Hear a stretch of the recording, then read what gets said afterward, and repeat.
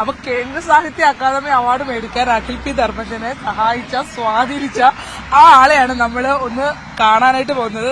Hello, ഇവിടെ free ആയി ലഡു കൊടുക്കുന്നുണ്ടെന്ന് അറിഞ്ഞല്ലോ, ഒരു മാസമായിട്ട്. ഇപ്പോഴും ലഡു ഉണ്ടോ? എന്റെ ചേട്ടാ, അവാർഡ് കിട്ടിയിട്ട് ഇപ്പൊ എത്ര ദിവസമായെന്ന് അറിയാവോ? ഇപ്പോഴും ഉണ്ട്, തീർന്നിട്ടില്ല. എന്റെ അമ്മി, ഒരുപാട് സന്തോഷമുണ്ട്. ഈ മധുരം നമ്മുടെ കുഞ്ഞനുജന് കിട്ടിയ സന്തോഷം. വളരെ നിഷ്കളങ്കരായ മനുഷ്യരാണ് കേട്ടോ. അവരിപ്പോഴും എല്ലാവർക്കും ലഡു. ഇത് ഈ ലോട്ടറി കച്ചവടം നടത്തിയിട്ട് ഇത്ര ലഡു എടുക്കാൻ കാശുണ്ടാവും? കാശുണ്ടോ? അത് ആ കാശിനെ കുറിച്ചല്ല ചിന്തിക്കുന്നത്. നമുക്ക് കിട്ടിയ ആ ഒരു സന്തോഷം കൊണ്ടാണ്, അതിന്റെ ഭാഗമായിട്ട് കൊടുക്കുന്നതാണ്. കാരണം ചേട്ടാ, എനിക്കൊരു കാര്യം ചോദിക്കാനുണ്ട്. ഈ കേന്ദ്ര സാഹിത്യ അക്കാദമി അവാർഡ് കിട്ടാൻ ആരെയാ പോയി സ്വാധീനിച്ചത്? ഞാൻ ആരെ സ്വാധീനിക്കാനാണ്? ഈ പാവപ്പെട്ട ഞാൻ ഈ ലോട്ടറി കച്ചവടം ചെയ്തോണ്ടിരിക്കുന്ന എന്നെ ആർക്കും അറിയില്ല. ഇവിടെയുള്ള ഇട്ടാവട്ടത്തിലുള്ള കുറെ ആൾക്കാർക്ക് മാത്രമേ അറിയൂ. പിന്നെ എങ്ങനെയാ? ഞാൻ കേന്ദ്ര സർക്കാരുമായിട്ട് യാതൊരു ബന്ധവും ഇല്ല. ഈ ലോട്ടറി തട്ടിൽ ഇവിടെ ഇരുന്നിട്ട് അവിടെ പോയി സ്വാധീനിച്ച് മകൻ അവാർഡ് മേടിച്ചു കൊടുത്തു. അതിന് മാത്രം കഴിവ് എനിക്കുണ്ട്. അച്ഛനെ തലകറക്കി വീണു ഇതൊക്കെ കേട്ടപ്പോ. എനിക്ക് ഒരു വല്ലാഴിമ ഉണ്ടായിരുന്നു. അതാ ഞാൻ പറഞ്ഞു, അച്ഛനെ ഭയങ്കര ടെൻഷനായി ഇതൊക്കെ കണ്ടപ്പോ. ഇപ്പൊ ഞാൻ പറഞ്ഞില്ല, അച്ഛനും അമ്മയും വേറെ ഇതിലാണ്. അന്നത്തെ ദിവസം എത്ര ടിക്കറ്റ് കൊടുത്തെന്നോ വിറ്റെന്നോ ആരൊക്കെ കാശ് തന്നോ ഒന്നും അറിയില്ല. അത്ര ടെൻഷനായിരുന്നു. അല്ല, എവിടെ ഇരുന്നപ്പോഴാണ് ഇത് അറിയുന്നത്? ഈ ലോട്ടറി തട്ടിൽ ഇവിടെ തന്നെ ഇരുന്നപ്പോഴാണ് അറിയുന്നത്. ആര് വിളിച്ചു? അഖില വിളിച്ചു പറഞ്ഞു. അതെ അച്ഛനാദ്യമേ പിടികിട്ടിയില്ല എന്താണെന്ന്. അച്ഛൻ നിർത്തി പറ.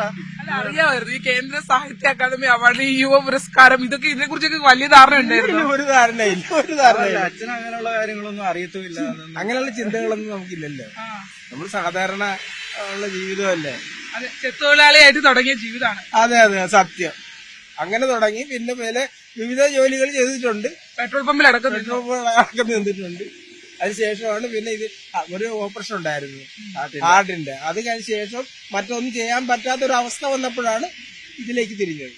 ശരിക്കും പറഞ്ഞാൽ ഈ ഒരു ഇങ്ങനെ അഖില് കയ്യിൽ നിന്ന് പൈസയൊക്കെ കണ്ടെത്തി പിന്നെ ആളുകളോടൊക്കെ പൈസ മേടിച്ചും പുസ്തകമൊക്കെ പ്രിന്റ് ചെയ്യുമ്പോ നമ്മുടെ ഈ സാധാരണക്കാരായിട്ട് ഈ പാതിരപ്പള്ളിക്കാരൻ ഇവിടെ എവിടം വരെ എത്താനാകും എന്നുള്ളൊരു ചിന്ത ഉണ്ടായിരുന്നു, ഭയം ഉണ്ടായിരുന്നു. അതെ, ഈ പൈസയൊക്കെ അല്ലേ. അതെ ഭയം. അങ്ങനെ തന്നെയല്ല പുള്ളി മോനെന്ന് പറയുമ്പോ ഒരു നല്ല ഒരു ജോലി കിട്ടാൻ സാധ്യത ഉണ്ടാകണമെന്നുള്ള ചിന്തയായിരുന്നു എന്റേത്. ഏതൊരു സാധാരണ അച്ഛനെ അതായിരുന്നു. പക്ഷെ ബേസിക്കലായിട്ട് ഇത് കൊണ്ടുപോയിക്കൊന്നും ഞാൻ പറഞ്ഞിട്ടുള്ളതാണ്.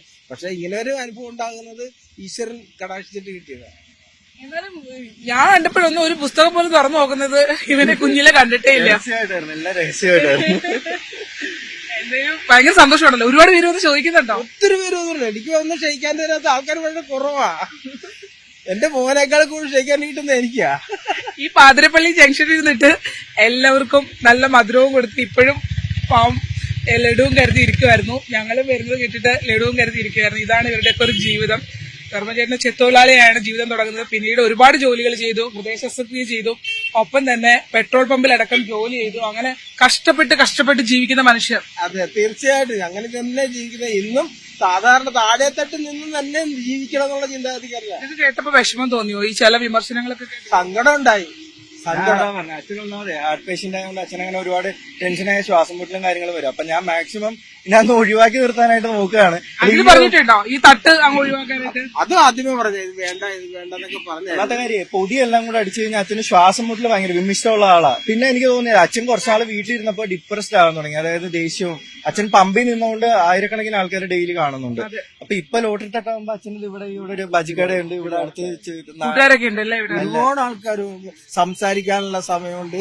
അതുപോലെ ടൈം പാസിങ്, രാവിലെ വൈകിട്ടും റിലാക്സ് ആകുന്നത്. രാവിലെ വന്ന് തുറക്കും. ഇപ്പൊ അടയ്ക്കും 12 മണിയാകുമ്പോ അടയ്ക്കും. ഐശ്വര്യാന്റി നമുക്ക് കാണണം. അമ്മയുടെ പേര് മഹേശ്വരി എന്നാണ്. ആന്റിയെ കാണണം. അമലുണ്ടാവോ വീട്ടില്? ചേട്ടനുണ്ടാവും. അപ്പൊ എല്ലാരും സ്വാധീനം ചെലുത്തി അവാർഡ് വാങ്ങി തന്നെ ലോട്ടറി വിൽക്കുകയാണ്. പിന്നെ രാഷ്ട്രീയം നോക്കിയിട്ട് ഞാൻ പറയാം, എല്ലാവർക്കും രാഷ്ട്രീയം ഉണ്ടാവും. എനിക്ക് ഈ പറഞ്ഞിട്ടുള്ള എല്ലാ രാഷ്ട്രീയ പാർട്ടികളായിട്ട് ഞാൻ പറഞ്ഞ പോലെ തന്നെയാണ്. അച്ഛനൊരു രാഷ്ട്രീയമുണ്ട്, അമ്മയ്ക്കൊരു രാഷ്ട്രീയം. ഒരു വീട്ടിൽ തന്നെ 2 ഒരുപാട് രാഷ്ട്രീയക്കാരുള്ള വീടാണ്. പല രാഷ്ട്രീയമാണ്. അപ്പൊ പിന്നെ അത് വെച്ചിട്ട് ഒരിക്കലും പറയരുത്. അതാണ് എനിക്ക് പറയാനുള്ളത്. അതെ, അതാണ് ഈ ലോട്ടറി തട്ടിൽ ഇരുന്നിട്ടാണ് ഇവരുടെയൊക്കെ ജീവിതങ്ങൾ ഇതൊക്കെയാണ്. ഇങ്ങനെയൊക്കെ സ്ട്രഗിൾ ചെയ്തും ഒരുപക്ഷെ പുസ്തകം എങ്ങനെ ഇറക്കണമെന്ന് മലബാർ മേഖലയിലൊക്കെ പോയിട്ട് ഒരു പേജിന്റെ പൈസ കണക്ക് കൂട്ടി ജീവിച്ച ആളാണ്. അതെ, പല പ്രസ്സിൽ കയറുന്നിട്ടും ഇത് പ്രസ്സിൽ കയറി നമ്മൾ ഓരോരോ ബുക്കിന്റെ പ്രൈസ് എടുക്കും, എത്രയാണെന്നുള്ളത്. അപ്പൊ അങ്ങനെ ആണ് ഒരു ബുക്ക് പബ്ലിഷിംഗിലേക്ക് നമ്മൾ റോഡ് ബ്ലോക്ക് ആക്കി ഇതിലേക്ക് എത്തിയത്. അപ്പൊ എന്തായാലും ധർമ്മജീട്ടാ ഈ കാര്യങ്ങളൊക്കെ നടക്കട്ടെ. അപ്പം എല്ലാവിധ ആശംസകളും. ഏറ്റവും അഭിമാനമുള്ള ഒരു മകനെ കിട്ടി, പാതിരപ്പള്ളിക്ക് ഏറ്റവും നല്ലൊരു എഴുത്തുകാരനെ കിട്ടി നമ്മുടെ നാട്ടില്, അല്ലെ? ഇത്രയും പ്രശസ്തനായ ഒരു എഴുത്തുകാരൊന്നും പാതിരപ്പള്ളിയില്ല. ഞാനും പാതിരപ്പള്ളിക്കാരിയാണ്. അതുകൊണ്ട് ഞങ്ങളുടെ എല്ലാവരുടെയും സന്തോഷം, അഹങ്കാരമാണ് അഖിലിന്റെ ഈ നേട്ടം.